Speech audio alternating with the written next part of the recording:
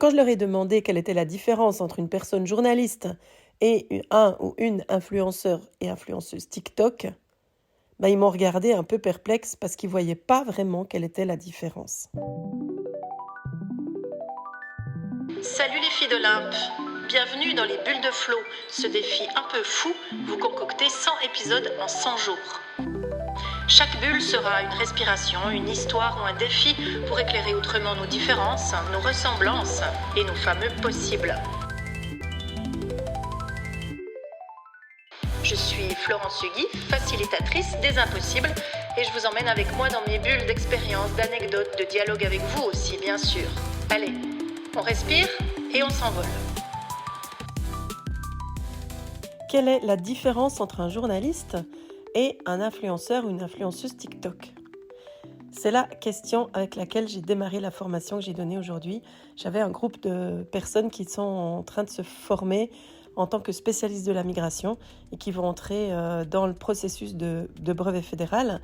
Et il y a toutes sortes de modules qui suivent, y compris un module autour de la communication qui a été construit comme un espace de réflexion autour de la pensée critique et puis des outils à donner pour qu'ils puissent se frayer un chemin dans le monde médiatique d'aujourd'hui et comprendre à quoi on peut faire confiance, quelles sont les sources sur lesquelles s'appuyer pour se fabriquer une opinion et puis pouvoir éventuellement développer un peu son esprit critique citoyen.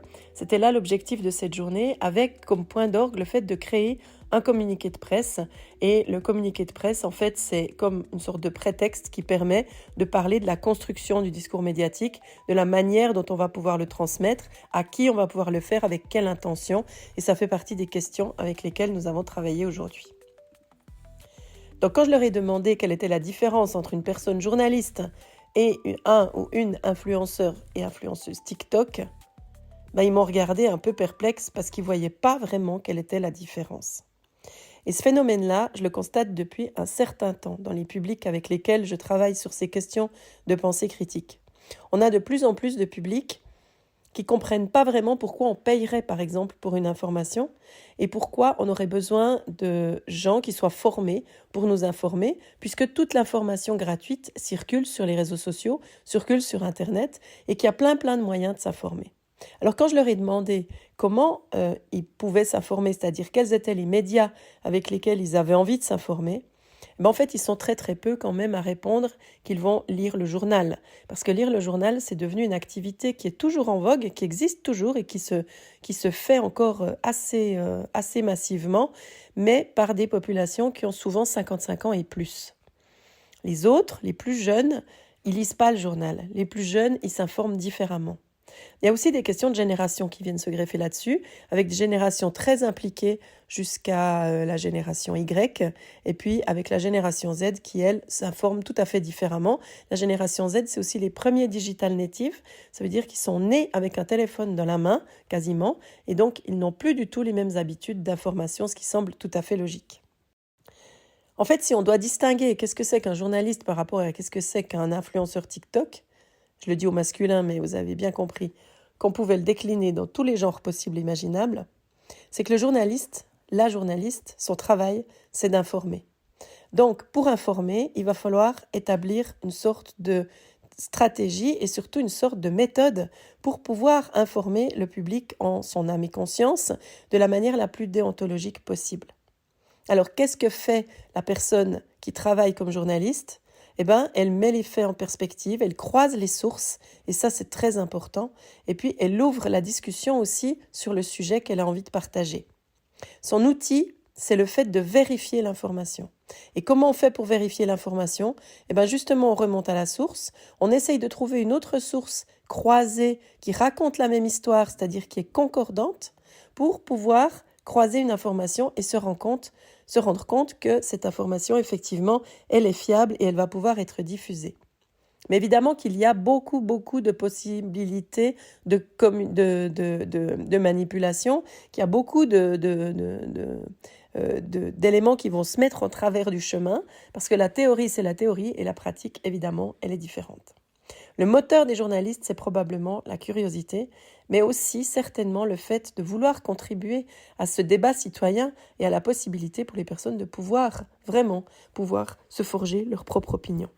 La vraie raison d'être du journaliste, c'est celle-là. C'est donner à chaque personne les moyens de se fabriquer sa propre opinion sans l'influencer, ou en tout cas sans l'influencer trop, pour que la personne puisse choisir en différentes options qui lui sont données, pour qu'elle puisse décider à quoi elle croit et à quoi elle ne croit pas. C'est la grande différence avec les influenceurs, parce que elles, c'est pas du tout le même objectif. Le seul but, c'est de convaincre, de séduire et de vendre. Parce que les influenceurs et les influenceuses, très souvent, ils sont plutôt là pour vendre des trucs. Donc l'outil, ça sera plutôt l'émotion immédiate. Puis le moteur, c'est probablement d'attirer l'attention et puis de vouloir attirer de plus en plus d'attention. Leur rôle, c'est certainement de faire adhérer à une vision et surtout de ne pas proposer de contradiction. L'influenceur ou l'influenceuse ou la personne qui est dans la communication, c'est quelqu'un qui va avoir besoin que la destinataire d'une information ait la même opinion qu'elle. Donc autant le journaliste donne les outils pour que les personnes puissent développer leur esprit critique et choisir à quoi croire et quoi défendre comme vision, et autant les influenceurs ou le champ énorme de la communication va plutôt essayer de faire adhérer à sa propre vision sans forcément permettre aux personnes de développer un esprit critique citoyen. Entre les deux, il y a des frontières qui semblent essentielles. D'abord, le journalisme, l'objectif, c'est quand même de nourrir l'esprit critique et puis de conserver ou de préserver les démocraties.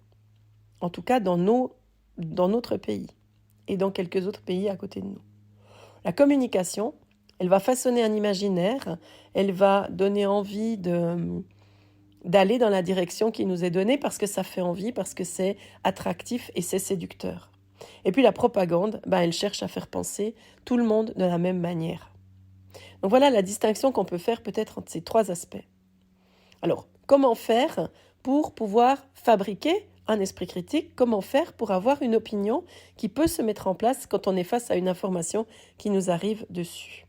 Il y a peut-être 3 points que j'ai envie de vous proposer pour vous demander ça. D'abord, est-ce que ça vous informe ou est-ce que ça cherche à vous convaincre, l'information que vous venez d'avoir? Ensuite, est-ce que ça vous donne des faits ou est-ce qu'on est seulement dans le registre de l'émotionnel? Ça aussi, c'est un élément clé. Et puis, 3e possibilité de réflexion, est-ce que vous vous sentez plus libre après avoir reçu cette information ou alors plus enfermé dans une opinion? Voilà. Si ça vous pousse à réfléchir, c'est plutôt de l'information. Si ça vous pousse plutôt à acheter ou à adhérer, on est plutôt dans de la communication. Et si ça vous empêche de douter, si ça vous empêche de penser par vous-même, alors il s'agira très certainement de propagande. Aujourd'hui, 46% à peu près de la population suisse ne consulte plus aucune source d'information par semaine.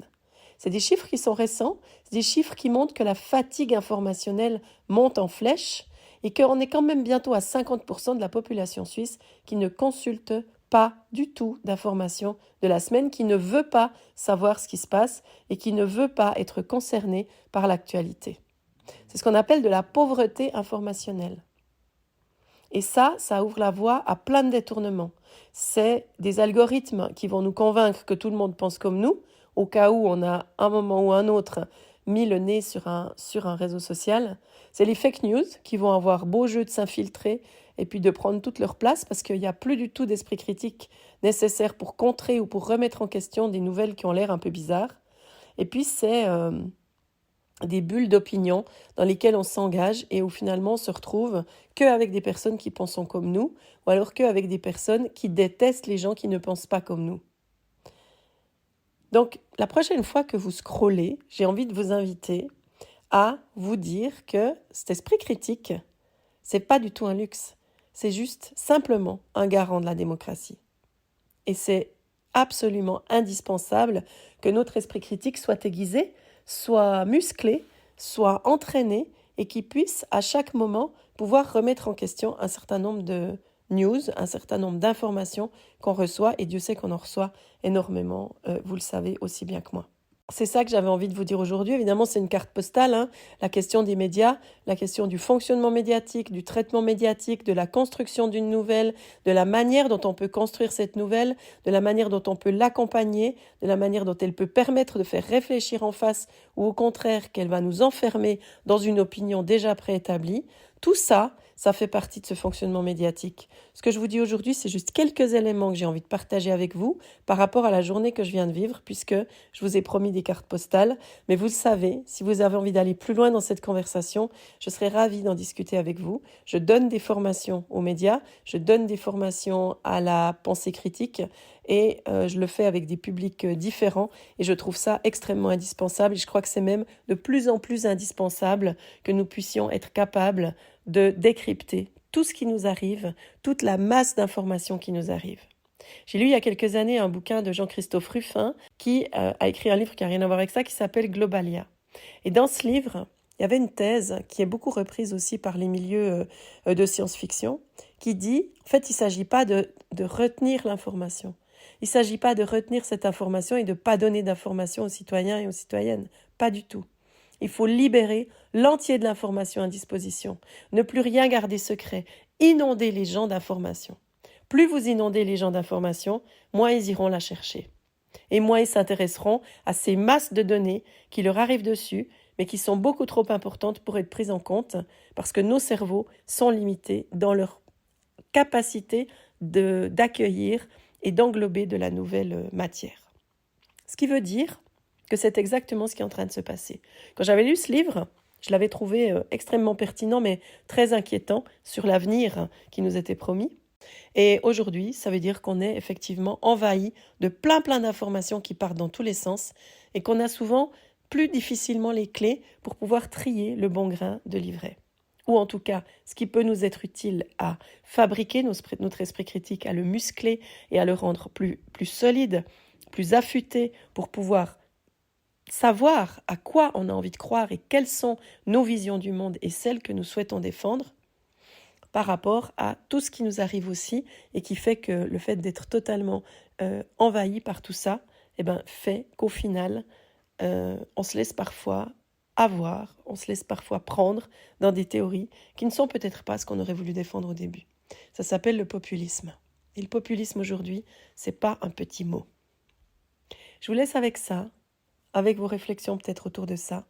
Et je vous dis que si cette bulle a réveillé quelque chose en vous, je vous invite à ne pas laisser la flamme retomber. Vous pouvez rejoindre la tribu des filles d'Olympe pour qu'on puisse reparler de cette question-là très volontiers, parce que chaque dimanche, j'ai une lettre que je vous écris qui peut vous attendre si vous la souhaitez, pour penser plus clair peut-être, pour agir plus librement ou pour peut-être et aussi rallumer le feu ensemble. Et puis, je vous le rappelle, on ne naît pas libre, on le devient à coups de mots, à coups d'actes et à coups d'audace. Merci de m'avoir écouté jusqu'au bout. Je vous donne rendez-vous demain pour une prochaine bulle sur un tout autre sujet.